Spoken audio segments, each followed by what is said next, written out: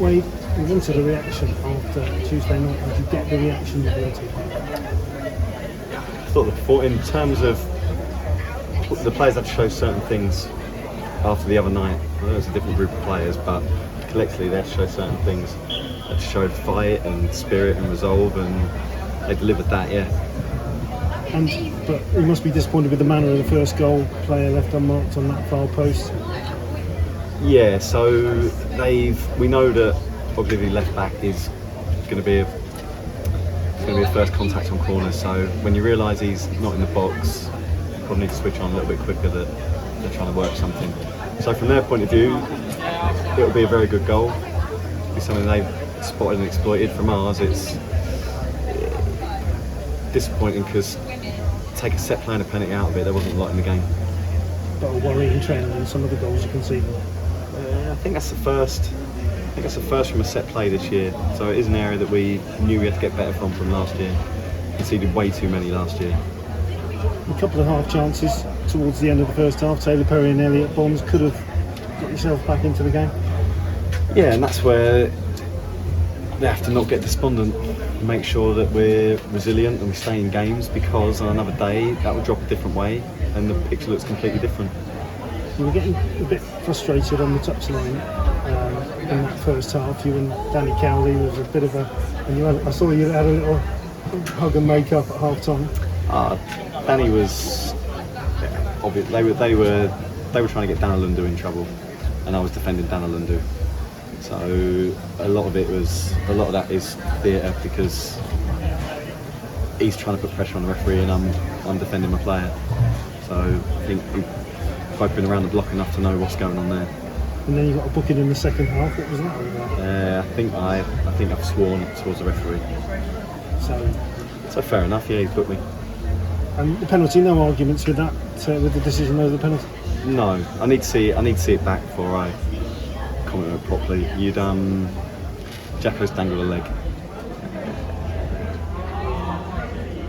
and he's whether that's lack of sharpness, the heat, whatever it is, but Jacko's a better defender than that. Second half, I mean, you didn't fold after the second goal, so you must be quite pleased with that. But were you happy enough with the second half, with the way after the second goal?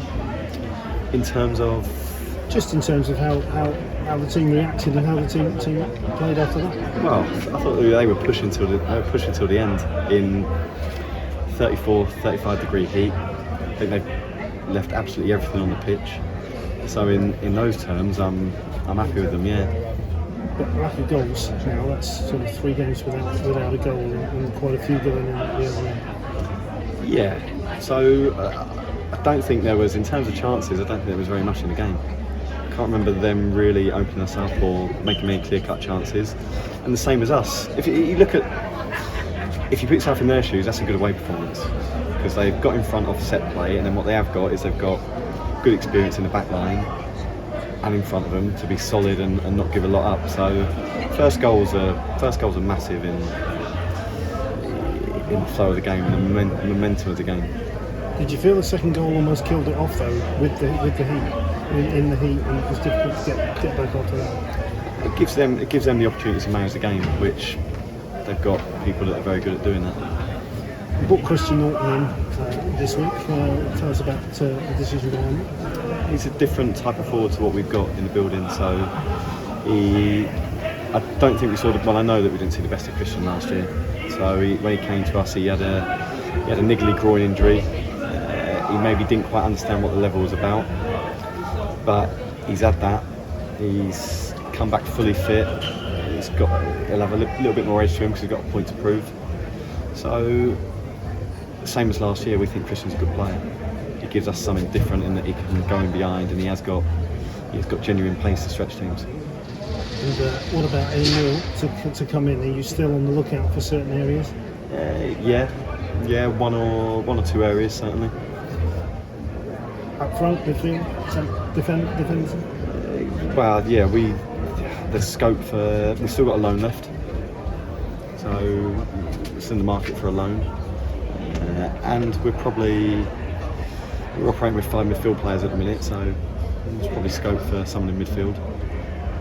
centre back? Are you going to look for another one of them? Maybe just looking at the number of goals going in. Do you think that may be an area to look at? We've got 6 centre backs in the building at the moment. Do you think, We've definitely got enough cover at centre back. Yeah. and what about the possibility of players going out? Because you've got 28 players in the squad. Are there a few who may need to go out in the next couple of weeks? Yeah, possibly. There'll be a few that need games. So you can only put 11 on the pitch. I mean, in that basis, I mean, you brought Will Ferry in, and you've got Dan Williams there. So what does that say for somebody like Reece Hutchinson, for example, who has struggled to get in the squad so far? Yeah, if you ask me specifically about Reece, then it's going to be difficult for him to get minutes on the pitch because we've got, at the moment, he's got Will and Ben in front of him, and obviously Lewis has played there as well last week. So yeah, it might be that Reece is better served getting minutes somewhere.